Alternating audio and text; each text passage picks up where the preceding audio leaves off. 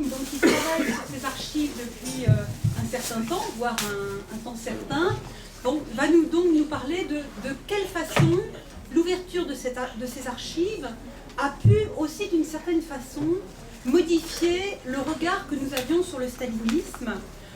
Étant entendu qu'il est dans notre courant, je crois que c'est un phénomène qui a été même à l'origine de la formation du courant d'opposition à Staline, mais je pense qu'on a, pendant longtemps, alors là je parle en mon nom propre, peut-être sous-estimé l'ampleur, je dirais, de la tragédie. Ce qu'on connaît très bien, ce sont effectivement tout ce qui va émerger dans les années 30, 36, 38, c'est-à-dire les grands procès de Moscou, la liquidation du parti bolchevique. Ce qu'on connaît aussi très bien, ce sont les activités staliniennes en dehors de l'URSS, en Espagne, et après-guerre en Tchécoslovaquie, en Hongrie, etc. Les grands procès, Rajik, Sonsky et autres. Mais je crois que, Alain Blum affirmera ou confirmera, que l'ouverture de ces archives nous fait voir une autre dimension, qui est celle de centaines de milliers de morts, qui sont à la fois des morts anonymes, mais aussi des morts ciblées, c'est-à-dire le complot allemand, le complot balte, le complot polonais, etc., etc., et qui vont, les complots aussi les plus farfelus, entre guillemets, par exemple, celui des travailleurs d'Arbin, cette partie, en fait, de la Mandchourie, qui avait été un moment occupé par les Japonais, où tous les travailleurs qui ont travaillé sur la ligne de chemin de fer vont être exécutés. Donc c'est véritablement une dimension, alors on ne va pas rentrer dans des débats que j'estimerais foireux, et vous aussi je pense Alain, sur génocide hors notre génocide, mais en tout cas une dimension véritablement d'extermination de masse, et qui donc on va essayer d'appréhender. Donc comment va se dérouler la soirée? Premièrement, donc, il faut qu'on finisse à 21h tapante, rapport à la tête de veau, ça c'est une chose. Et donc Alain Blum, qui travaille donc sur ces archives, qui a publié depuis très longtemps, qui a publié à la fois sur l'appareil statistique en URSS, sur les déportés européens au Goulag, donc dans une très belle collection sur Autrement, qui a publié un certain nombre d'ouvrages, va nous présenter un petit peu ce travail et comment, qu'est-ce qu'elles peuvent donc nous apporter. Et en même temps, Hervé va, après un rapide petit film qui va nous présenter la Sibérie aujourd'hui, nous allons ponctuer un petit peu cette intervention d'Alain Blum par des poèmes et des récits qui viennent des récits de la Colima, on pourrait dire, en prenant le titre qui avait été celui de Chabalamov, même si ça ne concerne pas que la Colima, de poésie, de textes, de récits, mais aussi des inédits, vous nous en direz quelques mots, qui sont des témoignages qu'a recueillis Alain Blum en Russie, je failli dire en URSS, lapsus. Dans les terribles années de la tyrannie de Yekov, j'ai passé 17 mois à faire la queue devant la prison à Leningrad. Une fois, quelqu'un m'a identifié, alors la femme aux lèvres bleues qui était derrière moi, elle n'avait évidemment jamais entendu mon nom, s'est réveillée de cette torpeur qui nous était propre à toutes et m'a demandé à l'oreille. Là, tout le monde parlait en chuchotant. Et cela, vous pouvez le décrire? Et j'ai dit, je peux. Alors quelque chose comme un sourire est passé sur ce qui autrefois avait été un visage.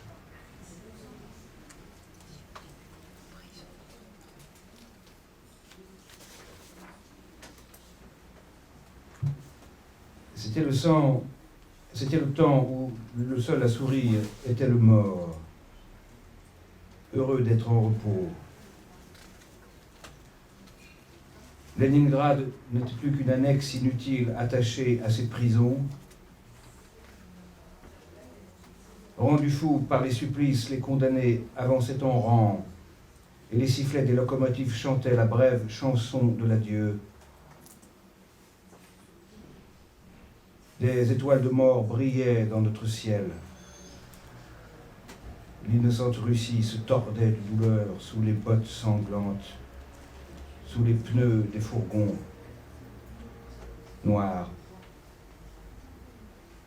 Ils t'ont emmené à l'aurore, je t'ai suivi comme on suit un cercueil.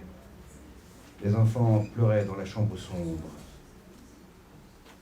La cire du cierge coulait sur tes lèvres, le froid de l'icône, la sueur de la mort sur le front. Ne rien oublier. Comme les femmes des archers, je hurlerai sous les murs du Kremlin. Le Don coule paisiblement, la lune jaune entre dans la maison. Elle entre le bonnet sur l'oreille, la lune jaune voit une ombre. Cette femme est malade, cette femme est seule. Son mari sous terre, son fils en prison. Dites pour moi une prière. Voilà, ce poème est extrait du recueil publié par Akhmatova, écrit en 1935 par Anna Akhmatova, qui s'appelle Requiem. Merci. C'est toujours difficile de parler après Akhmatova. Donc, excusez-moi si mon français est quelque peu moins beau. Donc, ce que je voudrais dire d'abord, c'est d'essayer de donner des pistes, parce qu'il n'est pas possible, effectivement, de montrer. C'est vraiment... L'ouverture des archives a quand même été un moment extrêmement fort, d'ailleurs, qui a entraîné énormément d'historiens, parce que c'est assez rare. En France, quand on veut faire de l'histoire de France, on va aller travailler sur des sujets qui ne sont pas un peu étroits, souvent. Là, il fallait réécrire quelque part une certaine histoire du XXe siècle, réécrire de façon différente, c'est un peu ça que je vais essayer de montrer, avec effectivement cette redécouverte complète de l'ampleur des répressions et surtout à quel point elle touchait des gens différents de ce qu'on pensait, à quel point elle n'était pas tant politique que sociale, économique, elle était marquée par un cadre de regard. C'est aussi toute la découverte comment s'établit, se construit une dictature, un système autoritaire, où finalement l'idéologie est beaucoup moins présente, je pense, ça c'est un peu de mon interprétation qu'on ne le pensait, mais c'est beaucoup plus un système politique, un système de pouvoir qui s'élabore à travers ça, et où l'idéologie sert à masquer plus. Mais personnellement, j'ai jamais pensé que Staline avait un projet, si ce n'est un projet de construire un État qui le tienne complètement. Alors d'abord, juste pour dire, il faut voir que l'URSS est un pays qui a produit énormément d'archives. Quand vous rentrez dans les archives soviétiques, que ce soit en Russie où elles sont ouvertes mais pas mal fermées encore, que ce soit dans les pays baltes où elles sont extrêmement ouvertes, j'en dirai quelques mots parce que c'est assez extraordinaire, mais simplement elles ne datent effectivement, celles qui nous intéressent ne datent que à partir de 40-41, que ce soit en Arménie, en Géorgie. C'est une civilisation qui a produit, c'est une civilisation soviétique, pour employer les termes de... j'ai un trou. Qui a produit énormément de textes écrits, parce que d'abord on ne détruisait pas, parce que quand il n'y avait pas d'instruction pour détruire, on ne détruisait pas. L'écrit était un mode de gouvernement extrêmement important. Derrière, la planification en est un exemple. Et pour prendre d'autres exemples, les organes répressifs écrivaient énormément, produisaient des rapports. C'est un État qui avait la fascination de la statistique et du chiffre. C'est un État qui a tenu cette bureaucratie, cette paperasserie, il s'attaque toujours à la paperasserie, mais qui a tenu ça pendant toute son existence. Ce qui fait qu'il y a un fonds d'archives absolument énorme, et ce sont des archives à la fois administratives, des rapports un peu classiques, des archives très bureaucratiques, toutes les procédures, beaucoup d'archives personnelles, alors au sens que l'intérêt pour l'historien de l'État policier, c'est qu'il met en fiche, et c'est un intérêt un peu cynique, mais c'est vrai qu'il y a énormément de dossiers personnels qui en Russie ne sont pas accessibles, mais par exemple en Lituanie, moi je travaille beaucoup en Lituanie parce que c'est des archives sans doute les plus ouvertes, en Lituanie, toutes les familles qui ont été déportées ont leurs dossiers personnels qu'on peut aller voir. Il y a 39 000 dossiers personnels qui correspondent en gros à 180 000 personnes. Et vous avez, alors c'est des dossiers policiers, on pourra en parler, c'est des dossiers qui sont des histoires de vie. C'est pas que des dossiers policiers, et c'est ça qui est extraordinaire, c'est que les dossiers personnels contiennent les lettres des gens. Les soviétiques réclamaient en permanence. Alors, ils réclamaient dans différents sens, ils envoyaient des dénonciations, des plaintes, etc. Mais ils envoyaient, et c'est surtout, je pense que l'essentiel des lettres, c'est ça, des lettres où ils réclamaient justice, où ils demandaient à être libérés. Et quand on demande à être libéré, on écrit sa vie pour justifier qu'on n'a pas été envoyé en Sibérie à tort. Et donc c'est des archives qui sont c'est que des autobiographies quelque part, alors écrites dans certains contextes. C'est aussi des archives, et ça c'est un autre point, où ceux qui répriment, ceux qui contrôlent, écrivent aussi beaucoup, parce qu'ils sont souvent arrêtés, et donc ils vont justifier leur travail. C'est des archives beaucoup policières. Alors les archives de procès sont fantastiques parce que le NKVD n'invente pas tout. Ce sont des histoires de vie réinterprétées dans des termes policiers. J'ai employé le terme dans un de mes livres, de la criminalisation de la vie quotidienne. Une réunion comme ça, comme la vôtre, devient dans la bouche du NKVD, elle a bien lieu.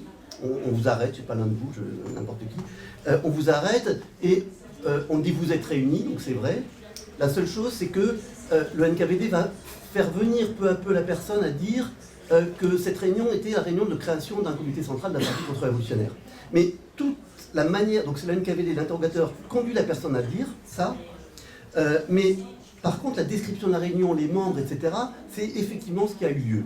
Parce que c'est plus facile de faire avouer à quelqu'un quelque chose de proche de la vérité que quelque chose de différent. Et donc, les archives des procès, c'est une source extraordinaire pour comprendre aussi la vie scientifique, par exemple, dans les milieux scientifiques, la vie des milieux intellectuels en général. Donc, il y a toutes ces archives policières, il y a toutes les archives bureaucratiques et administratives. Quand vous travaillez sur les déportations, alors je pense que d'ailleurs c'est pareil dans l'Allemagne nazie, mais c'est des sources historiques. Tous les trains, avec tous les gens qu'il y a dans tous les trains sont conservés. Donc vous avez la liste des convois avec toutes les personnes. Moi j'ai fait beaucoup d'interviews en Sibérie d'anciens déportés d'Europe centrale et orientale, et on retrouve leur dossier personnel, on retrouve le train dans lequel ils étaient, on retrouve les personnes avec qui ils étaient. Donc extraordinairement riche pour faire des histoires de vie, des histoires personnelles, et comment circulent les gens dans cette atmosphère. Et il y a enfin beaucoup d'archives privées. Alors ça c'est un point, je crois, qui a été une grande découverte, et que d'ailleurs en France, l'une des grandes découvreuses a été Véronique Garros, que vous connaissez peut-être, et qui, bon, j'en profite puisqu'elle est décédée très récemment, et elle a été la grande découvreuse de ça. Les soviétiques écrivaient des journaux intimes, même dans les périodes les plus dures. Et ce qui est assez extraordinaire, c'est que vous avez des journaux intimes écrits en 1937, à l'apogée de la Grande Terreur, où les gens disent des choses qui sont incompréhensibles, qu'ils puissent les dire dans une telle atmosphère. Donc les archives privées, les journaux intimes, qui ont été en particulier recueillis par l'association mémoriale de Moscou, sont une source aussi extraordinaire. Et le croisement de ces sources, j'ai par exemple essayé de croiser des entretiens avec des lettres, des correspondances de personnes qui avaient été déportées, et leurs dossiers policiers, et les dénonciations, et les interrogatoires. Vous avez un croisement de sources extraordinaire qui peut être fait. Donc c'est un pays qui a produit, je pense que c'est le pays qui a produit le plus d'archives. Alors il ne faut pas avoir le culte de l'archive, bien sûr. C'est difficile de ne pas l'avoir quand on est dans les archives soviétiques. Je dis soviétiques parce que on travaille dans toutes les anciennes républiques soviétiques. C'est des archives très très difficiles à manier, à manipuler, mais c'est des archives qui donnent beaucoup de vérité entre guillemets, enfin, avec tout le relativisme qu'il faut, parce qu'il est beaucoup plus difficile de mentir dans un pays autoritaire que quand on ment, quand on trafique des chiffres, par exemple. Bon, les chiffres étaient parfois trafiqués, mais quand on trafique des chiffres, on risque plus d'être accusé, parce qu'on ne sait pas trop comment les trafiquer, que quand on ne les trafique pas. Donc, quelque part, les archives donnent beaucoup sur tous les processus qui ont eu lieu. Donc, c'est le premier point, sur l'archive, leur richesse. Voilà. Lorsque la vie devient totalement insupportable, on a l'impression que toute cette horreur n'aura jamais de fin. À Kiev, pendant les bombardements, j'avais compris que l'insupportable avait quand même une fin. Mais en ce temps-là, je n'avais pas encore pleinement conscience du fait que sa fin coïncidait souvent avec celle de la vie humaine. En ce qui concernait la terreur stalinienne, nous avions toujours su qu'elle pouvait croître ou diminuer, mais qu'elle ne pouvait avoir de fin. Pourquoi aurait-elle eu une fin? Pour quelle raison? Tout le monde travaillait, tout le monde vaquait à ses occupations, tout le monde souriait, tout le monde exécutait les ordres sans murmurer, puis souriait à nouveau. L'absence de sourire exprime la peur ou le mécontentement, et personne n'aurait osé avouer qu'il avait peur.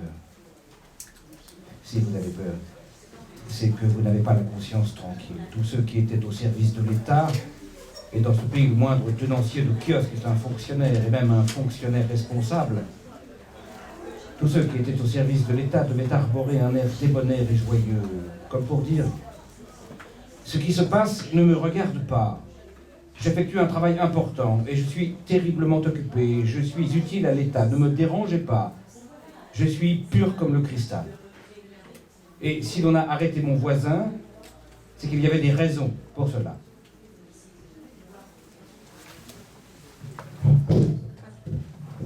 texte est extrait des mémoires de Nadejda Mandelstam, donc l'épouse d'Ossip Mandelstam, sur lequel nous reviendrons tout à l'heure, qui s'appelle contre tout espoir, contre toute espérance, pardon, et qui ont été publiés en 3 volumes. C'est absolument admirable.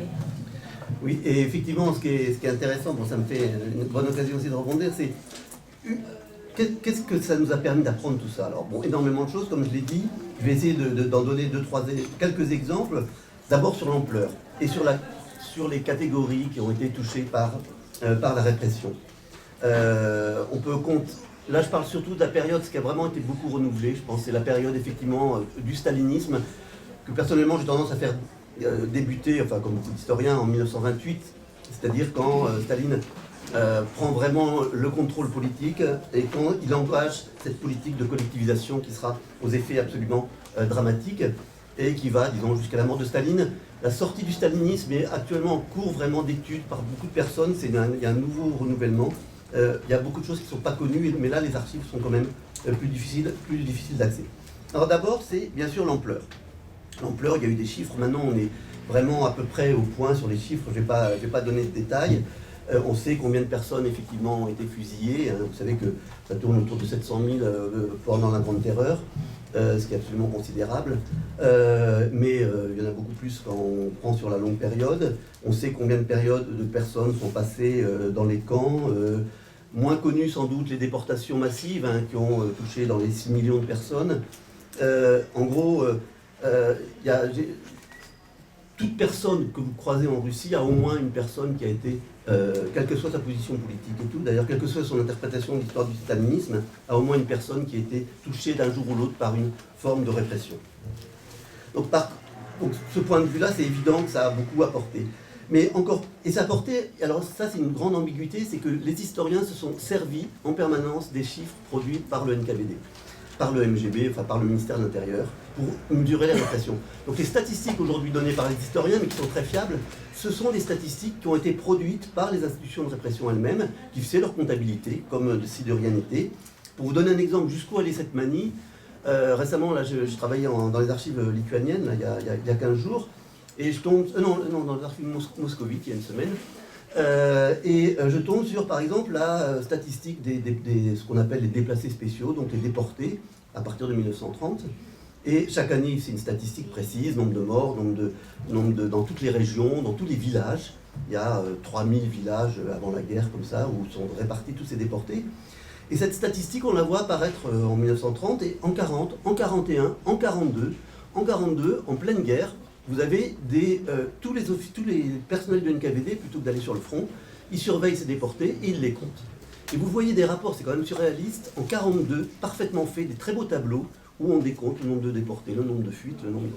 Donc, au niveau du chiffre, il faut faire beaucoup de contrôles, mais il y a énormément de choses, et ça, je crois que c'est l'ampleur de la répression, c'est évident que ça a été une découverte, et surtout, on a pu la préciser. Mais surtout, on a pu préciser quels étaient les groupes qui étaient pourquoi on réprimait. Est-ce qu'on était coupable, de quoi, etc. Et là, je crois qu'il y a une grande redécouverte du fonctionnement d'un système répressif de ce type, qui explique d'ailleurs cette ampleur. C'était un système qui fonctionnait énormément en termes de catégories de potentiels coupables, et qui élargissait les potentiels coupables en fonction des réseaux de parenté ou d'amitié. Le principe même de la répression, c'est de penser que on peut avoir l'intention de faire quelque chose contre l'Union soviétique parce que d'après les caractéristiques des personnes, a priori, elles ne sont pas loyales. Donc on va réprimer effectivement des groupes sociaux en considérant, par exemple les paysans posent des problèmes parce qu'ils ne veulent pas se faire collectiviser, mais parce qu'ils sont hostiles a priori, ils n'aident pas le pouvoir soviétique, et donc on réprime globalement. On va réprimer des peuples pendant la Seconde Guerre mondiale. Je donne quelques exemples. Vous êtes bien au courant de la déportation totale des Tchétchènes, des Kabardino-Balkars et de tous ces peuples. C'est plusieurs millions de personnes qui sont réprimées. Pourquoi? Parce qu'en début de guerre, ils ont beaucoup déserté, ce qui est assez vrai. Les Tchétchènes, ils n'avaient pas vraiment envie de partir au front pour aider les Soviétiques. Les Tatars de Crimée, pareil. Donc on sait qu'il y a eu pas mal de désertions. Mais plutôt que d'arrêter les déserteurs, il y a eu 200 000 déserteurs fusillés dans les 2 premières années de la guerre en Union soviétique. Mais plutôt que... Donc on les fusillait quand même, au moins 200 000. Les chiffres de l'armée disent 200 000. Plutôt que de ne faire que d'arrêter les déserteurs, on a considéré que si un peuple, parce que le critère ethnique est essentiel, si un peuple a beaucoup de déserteurs, le peuple lui-même est coupable. Et donc on déporte le peuple entier.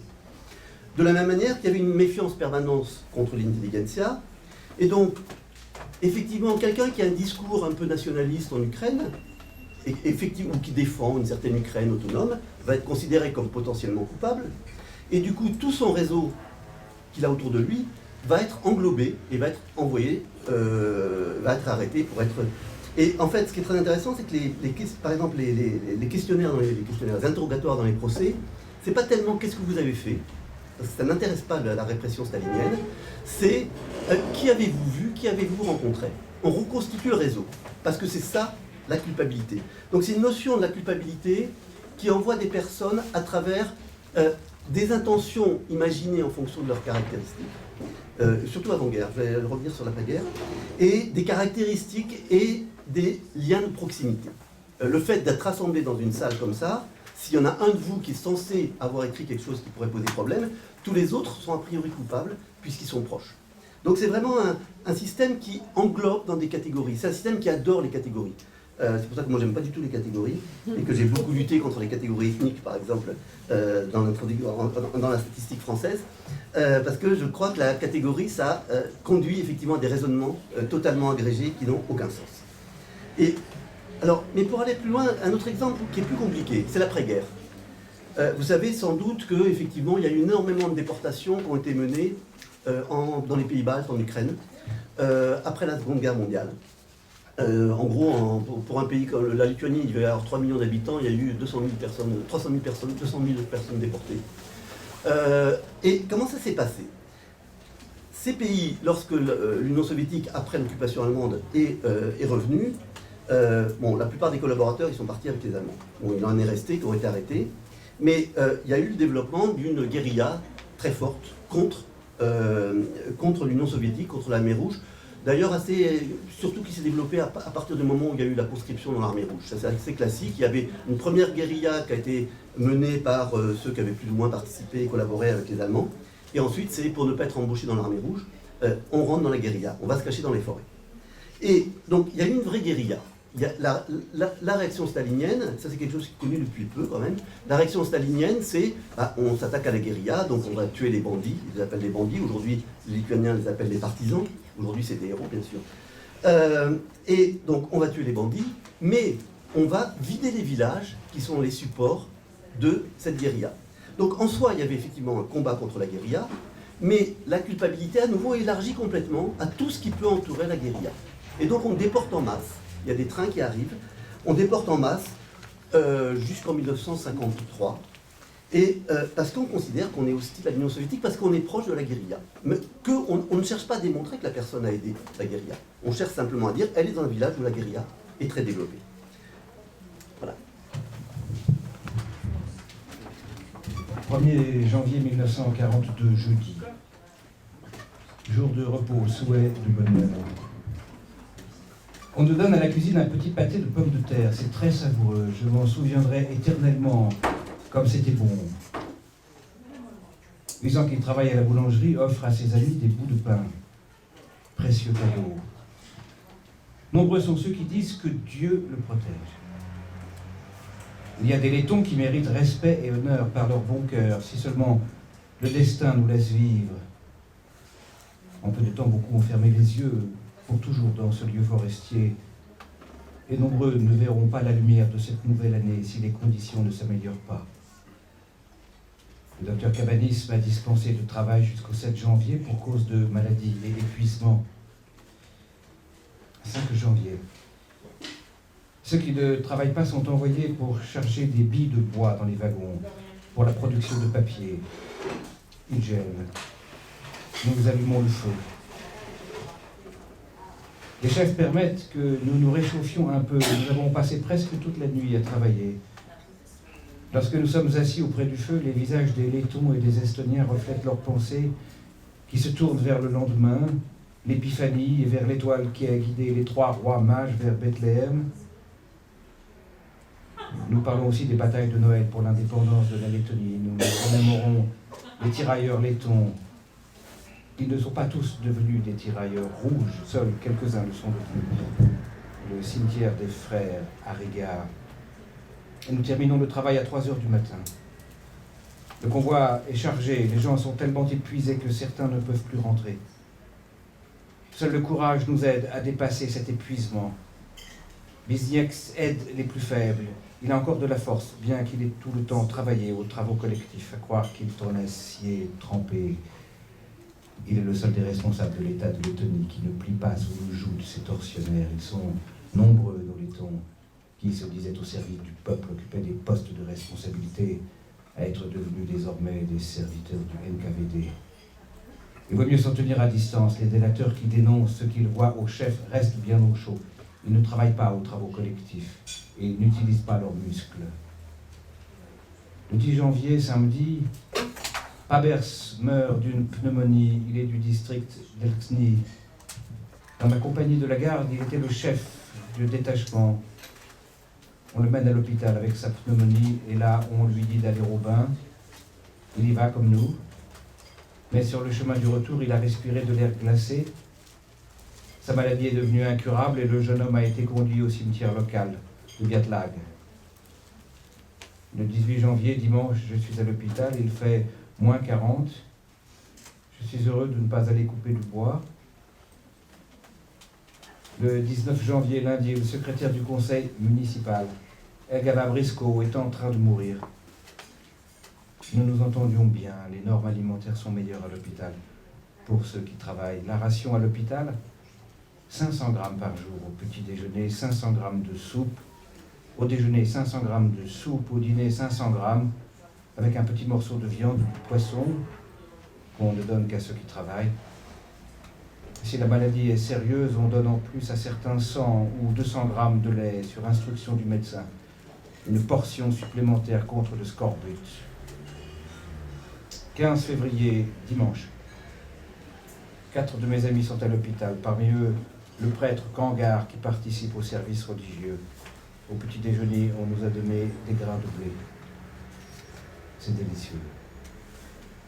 J'ai fait un vœu, quand je serai libre, j'en préparerai au petit déjeuner tous les dimanches, pour me souvenir à quel point c'était bon en ces temps de famine. Le soir, le docteur Kirsanov a renvoyé beaucoup de monde au travail, dont moi. Alors Alain, je crois que vous teniez beaucoup à ces textes, pour deux raisons, plein de raisons. Ouais, pour 2 raisons. D'abord, c'est un très beau texte, je pense, qui me rappelle un peu la journée d'Ivan Denisovitch par la litanie, la répétition. Mais c'est un texte écrit par un letton, Arthur Stradinch, en 1941-42, dans un camp. Il écrivait ça au jour le jour sur des bouts de papier à cigarette. Il le cachait, il a pu le faire sortir du camp. J'y tenais aussi parce que la première fois, j'avais lu ce texte, que je trouve vraiment, il est très très bonne sobriété, mais je l'ai entendu la première fois au théâtre à Moscou, il y a 15 jours, et c'était lu par 2 acteurs, un homme et une femme, et la femme, en fait, était l'épouse d'un des condamnés aujourd'hui en procès, lui, il a été gracié d'ailleurs, aujourd'hui en procès des manifestants de la place du 6 mai, de la place Balotny, le 6 mai 2012. Vous savez, il y avait une grande manifestation et Poutine a fait arrêter une vingtaine de personnes qui sont aujourd'hui dans un procès complètement arbitraire. Et cet écho, à nouveau, je trouve très beau et très courageux d'ailleurs de la part de ces personnes, parce qu'on parlait ici, on ne sait rien, mais là-bas, c'est quand même autre chose. Cet écho du passé sur l'arbitraire de la justice aujourd'hui en Russie est quelque chose de très présent et très fort chez tous ceux qui, justement, sont victimes. Parce que la grâce qu'a donnée Poutine, là, il y a quelque temps, a très peu touché ces gens-là. On a touché ceux qui étaient connus, pas ceux qui n'étaient pas connus. Et d'autre part, je crois que ce qui est intéressant, il y a beaucoup de choses qui sont intéressantes là-dedans. Alors, c'est la complexité aussi, et c'est là-dessus que je voudrais maintenant évoquer, la complexité justement de parler de ces formes de répression. C'est d'abord, là c'est un letton, il parle d'estonien, donc il y a une sorte de multinationalité. Et l'importance de la question nationale a été quelque chose qui a été aussi complètement révélé, je crois, par les archives. Importance complètement ambiguë, c'est-à-dire que d'un côté, il y a eu des politiques très favorables aux nationalités durant les années 20, que Staline va peu à peu durcir, mais qui ont fait que ces groupes nationaux ont pris une existence très forte. D'un autre côté, ça a été un des éléments essentiels de la fin du goulag, on peut dire, parce que le rassemblement de toutes ces nationalités après la Seconde Guerre mondiale, qui avaient combattu plus ou moins, a complètement modifié l'image du goulag, a conduit à de grandes révoltes, comme vous savez, il y a eu beaucoup de révoltes, et a conduit à une transformation assez rapide du système du goulag. D'autre part, je pense que ce qui est intéressant aussi, c'est que ça montre tous les contrastes. Il parle de prêtres, il parle de cette personne-là. Dans ces camps-là, il parle de la bourgeoisie, donc, qui étaient en fait les dirigeants des pays baltes arrêtés en 1941, qui sont des lâches. Donc il y a toute la question de la dénonciation qui est présente derrière cela, de la participation aussi à ce système. Et ça, je crois que c'est un point qu'on a énormément découvert dans les archives, qui est très difficile à traiter parce qu'il est mal traité par les différents pays aujourd'hui, et les différents historiens. C'est qui participait. Est-ce qu'on doit traiter ça comme une domination des Russes sur l'ensemble des autres pays? C'est un peu ce qui est l'histoire nationale écrite aujourd'hui dans les pays baltes, en Ukraine. En gros, on n'est pas responsable, c'est eux, nous on est tous des héros. C'est fascinant quand vous travaillez sur les déportations en pays baltes de voir à quel point tous ont été déportés, alors qu'il y en a quand même un paquet qui ont participé et qui ont conduit ces déportations. Donc c'est un peu comprendre dans un pays où il y a une telle force de la dictature et de l'autoritarisme, comprendre comment s'articuler, qui participait, de quelle manière. Et là-dessus, les archives offrent énormément à voir. C'est à la fois donc, la domination effectivement d'un système presque anonyme, ou alors incarné par Staline, et en même temps la participation assez massive quand même des populations, les tentatives d'insertion, des promotions sociales, etc., etc., et des parcours sociaux extrêmement riches en fait au sein de cette société-là. Avec effectivement toujours cet arbitraire, je crois que c'était le texte je ne sais pas celui d'Akhmatova qui évoquait ça, mais on peut toujours être arrêté. Donc avec cette menace permanente, mais qui sans doute était en partie oubliée pendant, et on le voit dans les journaux intimes, il y a une pression et en même temps les gens font leur carrière et tentent de s'en sortir, à tel point par exemple que effectivement quand vous regardez, et là je crois que c'est une des grandes richesses de l'étude du stalinisme aujourd'hui et de l'après-stalinisme, c'est de reconstituer les trajectoires des personnes. Et de faire une micro-histoire, mais à partir de sources qui permettent de faire une micro-macro-histoire. Et on s'aperçoit que être réprimé ne veut absolument pas dire avoir le même destin après. Vous prenez les gens qui sont passés par le goulag, comme vous savez, il y a une libération en masse en 1953. Beria, pas étonnamment d'ailleurs, mais Beria ouvre le goulag un mois après la mort de Staline. Libération qui va poser d'ailleurs énormément de problèmes parce qu'elle ne sera pas du tout conduite de façon progressive. Que deviennent ces gens qui sont passés par le goulag? Et vous voyez qu'il y a une disparité des destins absolument énorme.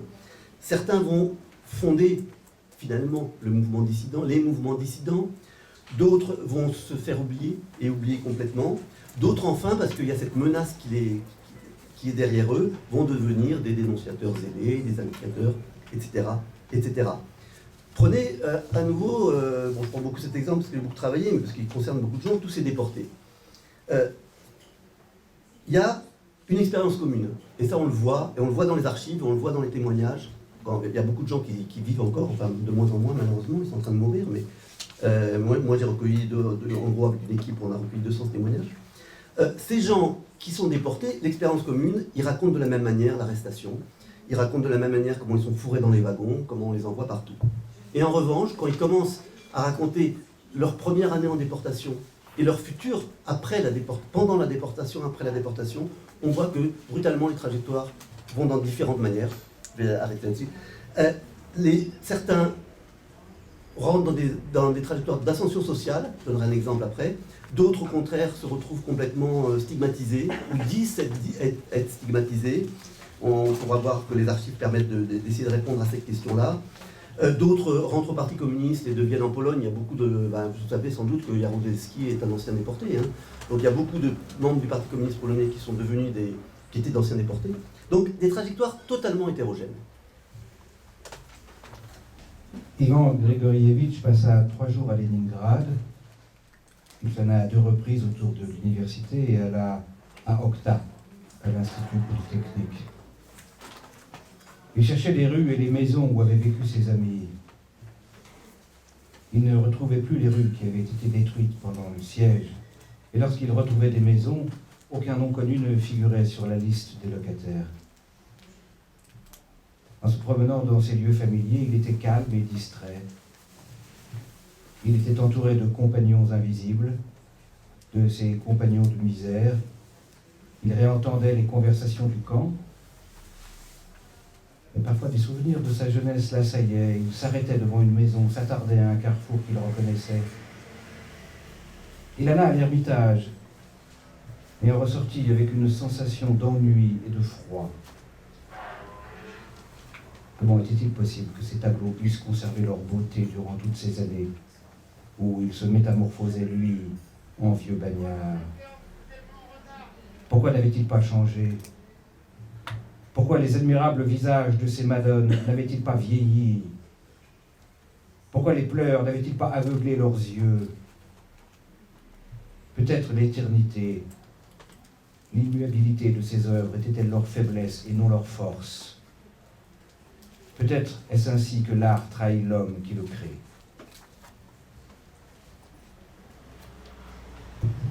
Alors c'est un extrait d'un ouvrage de Vassili Grossman qui n'est pas très connu, qui s'appelle Tout passe, qui est le dernier ouvrage qu'a écrit Vassili Grossman, dont je crois tout le monde connaît Vie et Destin, en tout cas ceux qui ne le connaissent pas, c'est à lire en toute urgence, c'est tout à fait incessante.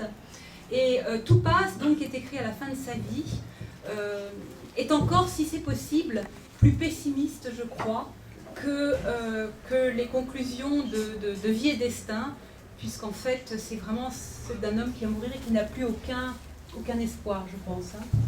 Oui, dans Vie et Destin, il en avait encore jusqu'à l'interdiction de son manuscrit. Et je vous conseille d'ailleurs, pour ceux qui n'ont pas lu, bon, Vie et Destin, vous l'avez lu, mais de lire la manière dont Souslov, le grand chef de la propagande soviétique, Souslov va recevoir, parce que Grossman, vous savez que Grossman écrit à Khrouchtchev en lui disant « mais pourquoi on ne publie pas ?» Et Souslov, le chef de la propagande, le reçoit. C'était publié dans les œuvres complètes, là, dans la collection bouquins, je crois. Souslov explique pourquoi on ne le publie pas, avec une sorte de cynisme et de violence. Et c'est un texte comme justification de la censure. Vous dites du mal du pays, il faut un peu dire du bien, etc. Mais c'est un texte extraordinaire dans la violence de ce que peut être une conviction de devoir censurer. L'absence totale d'humanité. Et en même temps, le paradoxe, c'est qu'on sent bien que Souslov respecte la personne, respecte l'écrivain. Et c'est ça d'ailleurs que j'ai jamais bien compris. Et bon, il y a des travaux sur tous ces milieux aujourd'hui, mais c'est ce côté, Grossman malgré tout était connu, c'est-à-dire que c'est pas quelqu'un qu'on balance comme ça, et Souslov le reçoit quand même. Je pense qu'aujourd'hui, je suis pas sûr que ça serait comme ça. Il y a un respect aussi très paradoxal dans ce monde-là, et ça c'est encore des choses, je pense, qui doivent vraiment être questionnées, et il y a beaucoup de documents aussi là-dessus. De la même manière que quand vous voyez que c'est Fadeev qui est le président de l'Union des écrivains, le texte qu'écrit Fadeev à Khrouchtchev pour attaquer Grossman, on sent une sorte de... Il suicidera Fadeev, hein. Mais, parce qu'il est désespéré de pouvoir écrire.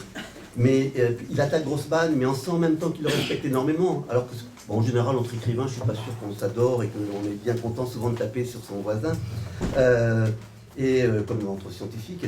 Mais là, il y a une sorte de... Il y a une curiosité, justement, de ces liens qui existent et qui est très intéressante.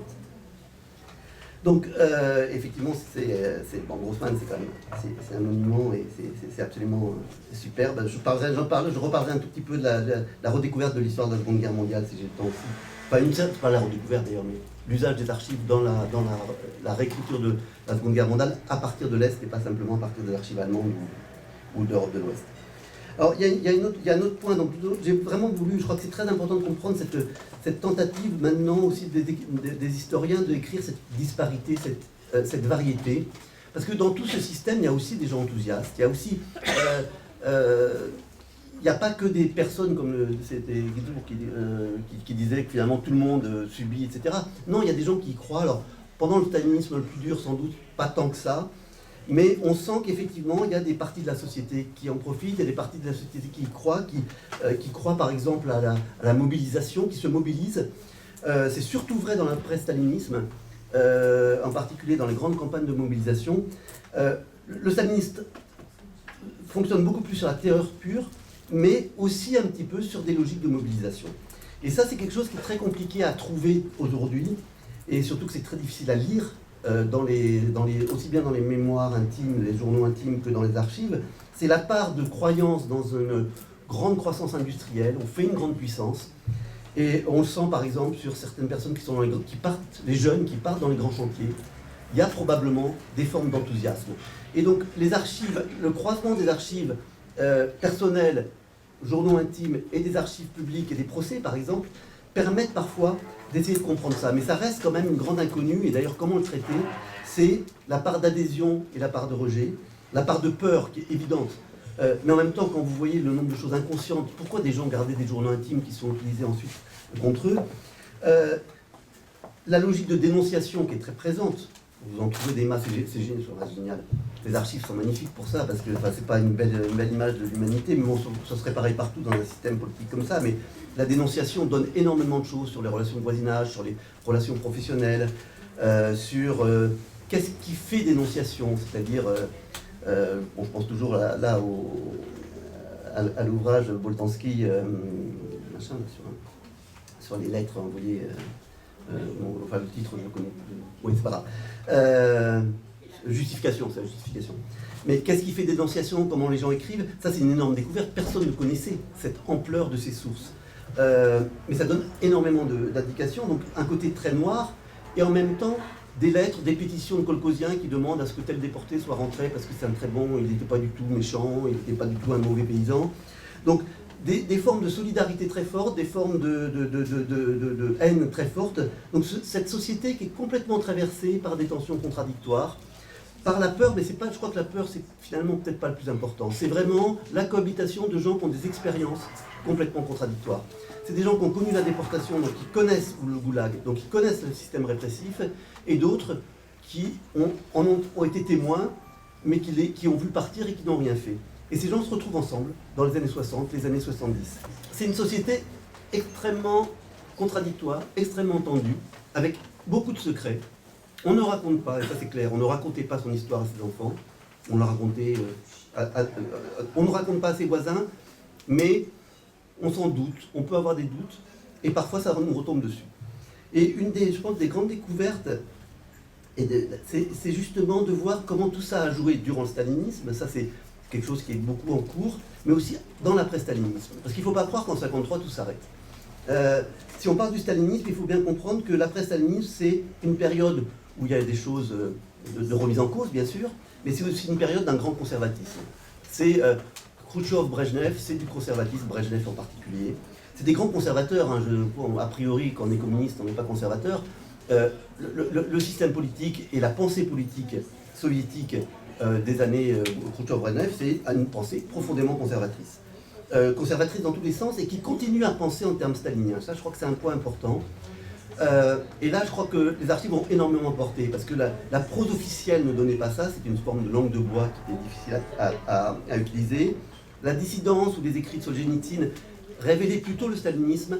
La dissidence s'opposait à certaines formes de mise en cause de certaines libertés, mais ne traitait pas du système dans son ensemble. Mais quand vous découvrez, je vais vous donner deux exemples. Vous trouvez dans les archives des documents qui datent de 1980, où un Ukrainien écrit de Sibérie, je reprends un peu toujours ces exemples, mais je crois qu'ils sont vraiment révélateurs, en disant « je veux être libéré, vous ne m'avez toujours pas libéré », alors que la plupart ont été libérés. Le KGB à l'époque va vérifier s'il était ou pas koulak, paysan riche, en 1930. Cette catégorie de koulak est totalement absurde. Il fallait avoir 20 hectares de terre. Un koulak, par exemple, il y en a un qui est koulak parce qu'il avait une nourrice qui gardait ses enfants, ça c'était autorisé. Mais quand ses enfants ont grandi, la nourrice est restée pour travailler la terre avec eux. Et donc il employait un travailleur salarié. Donc il est koulak. Et en 80, encore, on va vérifier si cette personne était ou pas koulak. La catégorie de koulak, qui est une catégorie complètement absurde, reste une catégorie de pénalisation en 80. Autre exemple, pour voir la durée, les témoins de Jéhovah sont déportés, tous les témoins de Jéhovah des territoires occidentaux sont déportés en 1949, ils resteront en déportation jusqu'en 1965, 12 ans après la mort de Staline, parce qu'on considère qu'effectivement, ils ont été déportés à raison. Et qu'ils ne sont pas très pro-soviétiques, d'ailleurs ils ne veulent pas aller à l'armée, les témoins de Jéhovah, ça ne veut pas aller à l'armée, bon.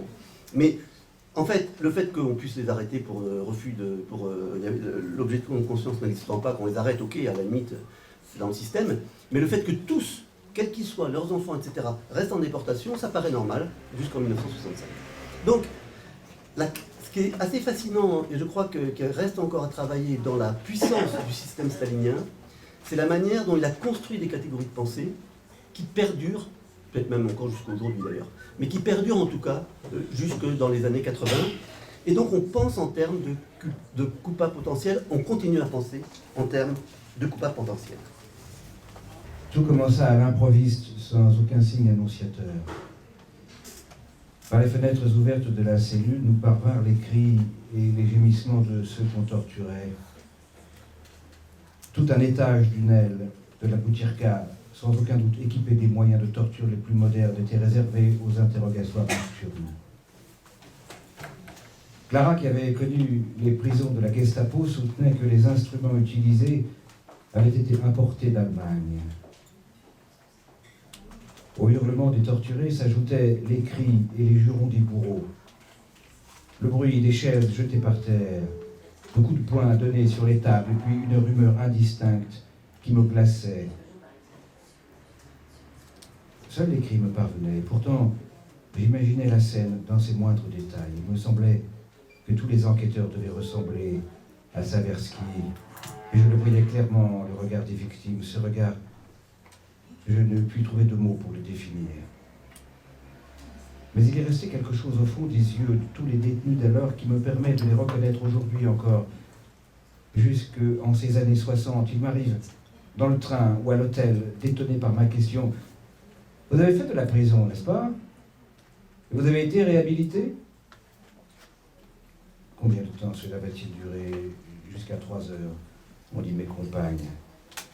On ne peut pas supporter cela, pas même une minute, et cela continue inexorablement. Par moments, la clameur diminue pour reprendre aussitôt de plus belle. 1 heure, 2, 3, 4 heures, toute la nuit jusqu'à 3 heures. Je m'assieds sur mon lit, et un vieux proverbe oriental me vient à l'esprit. Qu'il ne te soit pas donné de connaître tout ce à quoi tu peux t'habituer. Oui, on s'habitue même à cela. La plupart de mes compagnes dorment, ils sont couchés tranquillement, leur couverture tirée bien haut malgré la chaleur étouffante. Seules quelques nouvelles comme moi ne peuvent rester couchées. Les unes se bouchent les oreilles avec leurs doigts, d'autres semblent pétrifiées. Voilà, c'est un extrait du Vertige d'Evgenia Gainsbourg, donc, qui a écrit son autobiographie et est arrêté, déporté en 2 tomes, qui s'appelle Le Vertige, la suite, Le ciel de la Colima. Merci. Alors, il y a une autre dimension, bon, je pense que vous me direz quand on passe, je me tais. Il y a une autre dimension, je trouve, assez importante, parce que là, j'ai beaucoup parlé question de un peu répression, etc. J'ai parlé quand même de cette variété sociale, et donc d'un système qui finalement ne génère pas un homme particulier, je ne prends pas le terme homme soviétique d'ailleurs, mais qui génère aussi une très grande disparité. Et derrière cette très grande disparité, il y a aussi tout le fonctionnement d'un système qui d'un côté se veut extrêmement planifié, structuré. Les archives du Gosplan, c'est quelque chose, bon, il faut avoir le courage de se plonger dedans, mais c'est quelque chose de fascinant d'une certaine manière. Donc la manière dont, surtout qu'il n'y avait pas d'informatique à l'époque, hein, donc la manière dont tout ça est mis en place, construit, etc., structuré, comment...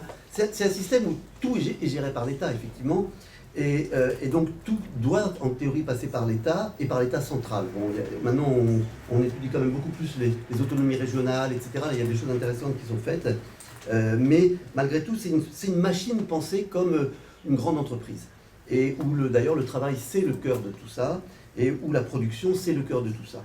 Mais à côté de ça, ça ne peut pas fonctionner comme ça. Et du coup, il y a toutes des formes de circulation informelle. Informelles dans le sens qu'ils ne sont pas prévues par l'organisation du travail, par l'organisation, par la planification, par les normes qui sont les normes juridiques qui sont données. Il y a toute une marginalité qui existe. Les premières grandes purges touchent en particulier les populations... les premiers peuples déportés, c'est les Tziganes, les Roms, en 1933, qui sont déportés en masse des villes.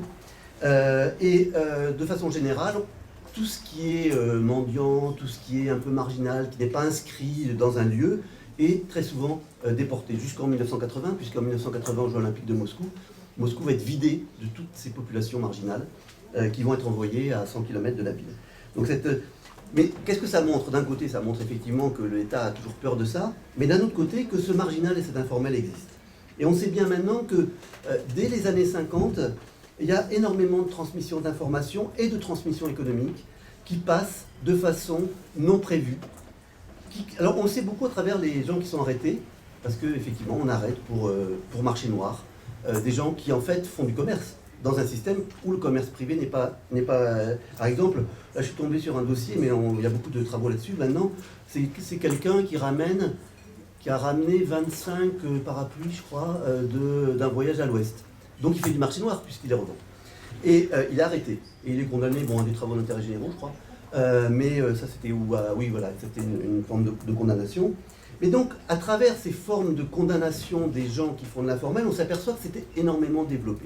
Et que, quelque part, il y avait un marché parallèle au marché officiel qui permettait une beaucoup plus grande fluidité d'un système qui n'arrivait pas à fonctionner de façon centralisée. Mais qui, du coup, effectivement, produisait de la richesse pour les gens qui en profitaient et produisait aussi de la pauvreté et une réelle marginalité dans un pays qui se voulait très uniforme. Et cette forte stratification sociale, elle était d'un côté produite par l'informel, elle était aussi produite par la forme même des rétributions qui étaient données, parce qu'il fallait bien que les membres du Parti communiste soient rétribués. Il y a des travaux qui montrent très bien que peut-être que dans les années 20, il y avait un vrai enthousiasme et un vrai idéal, mais qu'à partir des années 30, c'est beaucoup plus, les gens qui sont au Parti communiste, c'est beaucoup plus dans les logiques de carrière, c'est des fonctionnaires du parti, parce qu'on sait qu'on va être dans le parti. Et du coup, il fallait des incitations. Et donc, il y avait des systèmes, comme vous le savez, de magasins, ça c'était connu avant. Tout un système de catégorisation à nouveau qui cherchait à éviter le marché, mais qui créait des très très fortes inégalités d'accès aux biens. Et cette forme d'inégalité d'accès aux biens, cette forme de pseudo-marché qui était observée, qui était très connue d'ailleurs par les autorités, ça aussi c'est vraiment quelque chose qu'aujourd'hui on comprend beaucoup mieux. On comprend comment finalement il y avait la coexistence de quelque chose de très fluide, mais qui était pénalisé de temps en temps, et de quelque chose de beaucoup plus structuré, beaucoup plus mécanique, beaucoup plus planifié, comme le voulait le système. Ils sont tous morts. Nikolai Kazimirovitch Barbé, le camarade qui m'avait aidé à retirer une énorme pierre de ma fosse étroite, un chef d'équipe fusillé pour non-exécution de la norme sur le secteur où travaillait son équipe, fusillé sur rapport du jeune chef du secteur, du jeune communiste Arne. Celui-ci fut décoré en 1938 et plus tard il devint directeur de la mine, chef dans l'administration minière. Il fit une belle carrière, Arne. Nikolai Kazimirovitch Barbé avait un objet auquel il tenait comme à la prunelle de ses yeux, une écharpe bleue en poil de chameau, pure laine, longue et chaude. Elle lui fut volée au bain. Les voleurs n'eurent qu'à la prendre alors qu'il avait le dos tourné, et voilà tout. Et le lendemain, les joues de Barbé avaient été très sérieusement gelées, les plaies n'eurent pas le temps de se cicatriser. Il mourut avant. Mort Yoshka Ryutin, il faisait équipe avec moi, alors que les bons travailleurs ne voulaient pas de moi. Mais Yoshka m'acceptait. Il était bien plus fort, bien plus adroit que moi. Mais il comprenait très bien pourquoi on nous avait amenés ici. Et il ne m'en voulait pas de mal travailler. À la fin, le surveillant-chef, c'était un des grades de la mine en 1937, comme du temps des tsars. Le surveillant-chef avait ordonné qu'on me donnât une tâche individuelle. Et Yoshka travailla avec un autre partenaire. Mais nous avions des places voisines à la baraque et je m'éveillai immédiatement lorsqu'un homme en cuir qui sentait le mouton eut un geste maladroit. Il était en train de réveiller mon voisin, debout dans le passage étroit, séparant les chalis et me tournant le dos. « Ryutin, habille-toi !» Et Yoshka commença à s'habiller rapidement et l'homme qui sentait le mouton a fouillé ses rares affaires. Parmi ce peu d'affaires, il y avait un jeu d'échecs et l'homme en cuir le mit de côté. « C'est à moi, se dépêcha de dire Ryutin, c'est mon bien, je l'ai payé. »« Oui, et alors ?» dit la peau de mouton. « Laissez-le. » La peau de mouton éclata de rire. Et quand elle fut lasse de rire, et qu'elle eut essuyé ses yeux avec sa manche de cuir, elle annonça « Tu n'en auras plus besoin. » Mort d'Herfel, c'était un communiste français qui avait aussi connu les carrières de Cayenne. En plus de la faim et du froid, il souffrait de torture morale. Il ne voulait pas comprendre comment il avait pu aboutir ici, dans un bagne soviétique, lui, un membre du Comintern. Son horreur aurait été moins grande s'il avait bien voulu voir qu'il n'était pas le seul. Il y en avait beaucoup comme lui, avec lesquels il était arrivé. Il vivait et il mourait. C'était un homme faible, de petite taille, les coups étaient déjà à la mode. Un jour, le chef d'équipe le frappa. Il lui donna simplement un coup de poing, pour la bonne règle, pour ainsi dire. Mais Derfel tomba et ne se releva pas. Il fut parmi les premiers à mourir, parmi les plus chanceux. À Moscou, il avait travaillé comme rédacteur à l'agence TASS. Il connaissait très bien le russe. À Cayenne aussi, c'était affreux, me dit-il un jour, mais ici, c'est très affreux.